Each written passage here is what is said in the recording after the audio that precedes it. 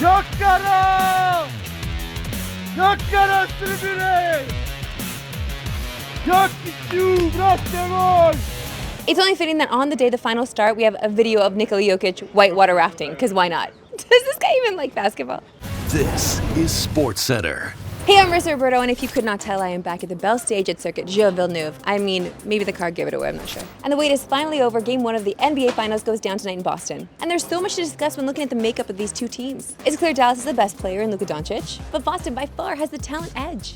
So what's more important, having the better roster or the best player? Well, the odds seem to indicate it's the better team, as Boston are the pretty heavy favorites to lift the Larry O.B. But if you want to get a better number, then maybe think of sprinkling on Jason Tatum for MVP, which can get it pretty close to even money. One name on the list we have to discuss, though, is Kristaps Porzingis, who hasn't played since Game 4 of the Heat series in round 1, but he isn't even listed on the injury report for tonight, and told reporters he will be on the court for Game 1. Don't worry, we'll have much more on this series later in the show when Wes Cheng joins us. And just a reminder, you can watch Game 1 of the NBA Finals tonight on TSN. Coverage begins at 7:30 Eastern, 4:30 Pacific. I love how so many of our basketball gurus think Boston, but they want Dallas to win.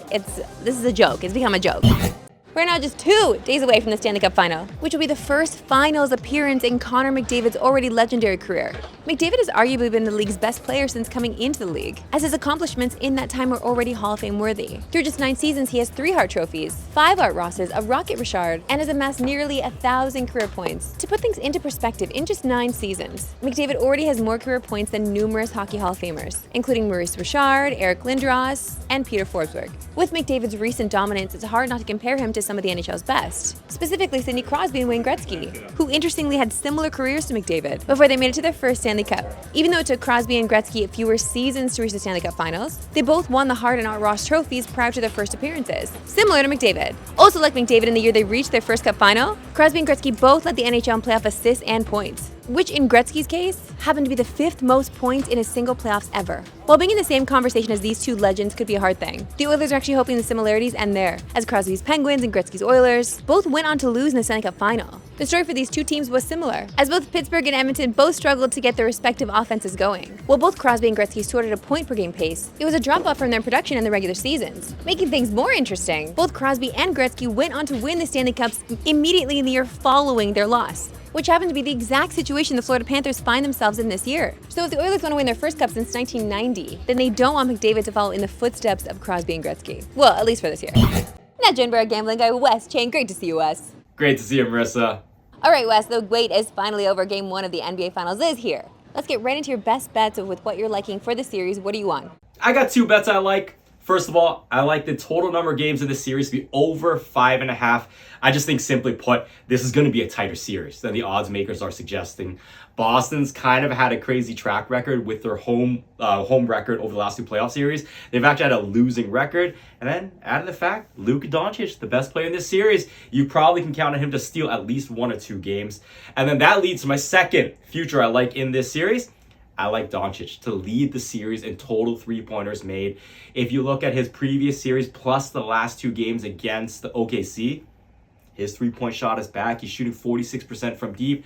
Boston's got a more egalitarian offense, and I just think this is going to be a series where we're going to see Doncic really go off. Yeah, if this thing goes under 6 games, we're all going to be disappointed. What about tonight? What's your best bet for Game 1? Porzingis to go under 6.5 rebounds. So look, this is obviously a bit of a gamble. He hasn't played for the last 2 rounds, so what's his health going to be like? But the reason why I like this under, it's Dallas's track record against opposing centers so far during this playoff run. Just look at Rudy Gobert. He averaged 7 rebounds last series when he was up to 13 during the regular season. I think Porzingis is going to have a little bit tougher of a time ramping up. But then on top of that, he only has averaged 5 rebounds per game during this playoffs. He only got 6 rebounds in the 1 game against Dallas after the trade deadline. And then the game plan for them is probably going to have him on the perimeter, dragging out Dallas' centers. That should probably mean less offensive boards for him during this series. Wes Cheng, a pleasure as always. Enjoy Game 1 tonight. Thanks, Marissa. And you can watch Game 1 of the NBA Finals tonight on TSN. Coverage begins at 7:30 Eastern, 4:30 Pacific. There are some great perks to being here in Montreal, specifically the unreal access to drivers that some of us tend to get. Yesterday I was able to catch up with show favorite Daniel Ricciardo to talk about what else?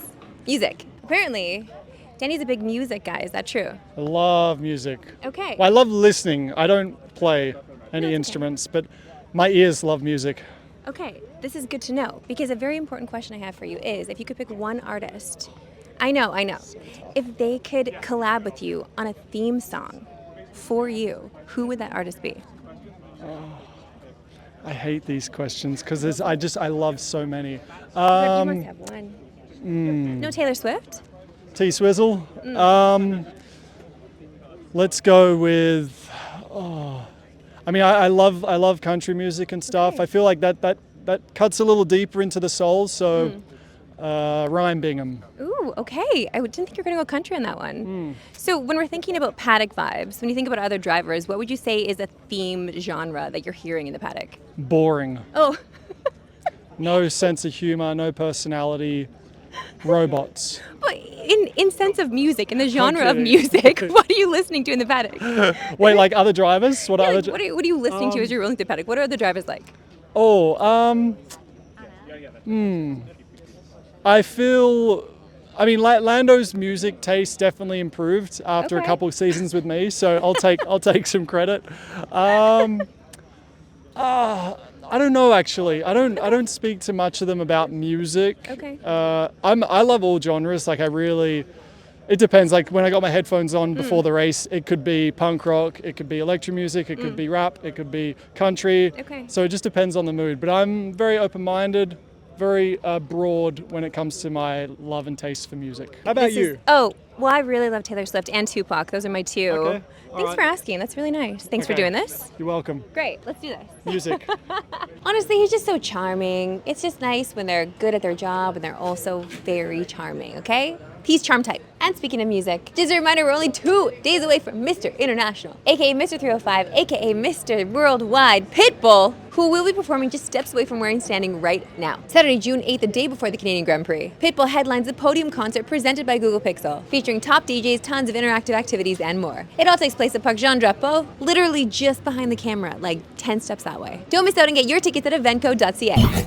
Time now for the CFL preview powered by FanDuel. There's a little saying that we have around TSN and Bar Down, and that is that June is crazy. And that isn't an understatement. The sports calendar is giving us a lot this month. I mean, just look at today's show. We're talking finals, Cup, F1. The Euro is just a week away, and oh yeah, the CFL season starts tonight. And it kicks off with a banger of a game as the Blue Bombers host the Alouettes. A game which could very well be a Grey Cup preview. And it definitely is a Grey Cup rematch from last season. Looking at the odds, the Bombers are the heavy favorite to lift that Grey Cup at just over 2-1. And for good reason. They made 4 straight and have won 2 of them. BC is right behind them at plus 490. And then we get to last year's winner, Montreal, at 5-1. Now looking at those MLP odds, we see why BC has such short Grey Cup odds, as Vernon Adams Jr. is the favorite at plus 550. Not gonna lie, I like that. I may just give it a little sprinkle. And you can watch the CFL opener tonight on TSN. With the Owls and Bombers, coverage begins at 8 Eastern, 5 Pacific. All right, let's finish up and talk a little more racing. As last night before we finished our day, we got a little track access with our guy Tim Marini. We absolutely love when we get to walk the track with Tim, as he always has a little extra pep in his step. And that was definitely the case yesterday, even with how freaking hot it was. Tell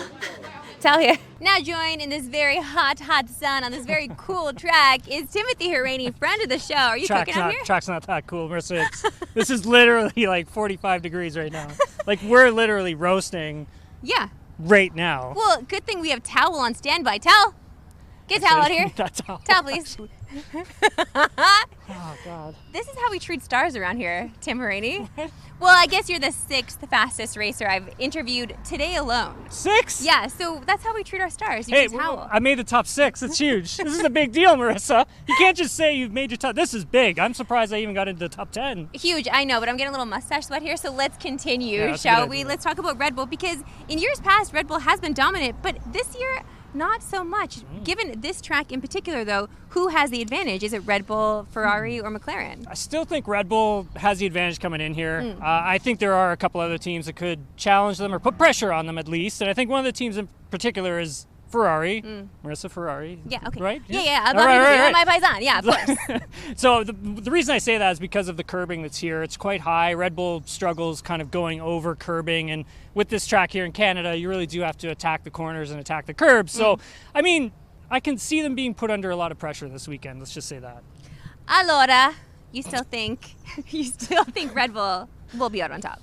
I still think Red Bull will probably be the one coming out on top, but I think Ferrari will be close. And if we could get that towel anytime soon, Towel! That would towel, be great. please. Towel here. Thank you. Wow. Look at that trackside service. Only the best on Digital Sports Center with the one and only Timothy Harini. It is still hot today, just not as because the sun isn't baking us, which I am grateful for. And when you're on the track, it really is that much hotter. We're just like fried eggs out there. TSN has you covered for everything F1 this weekend. It all starts Friday with practice, followed by qualifying Saturday, and then the race on Sunday. That's all for today. I'll see you over at Kittermouth Eastern, no Pacific. Have a good one.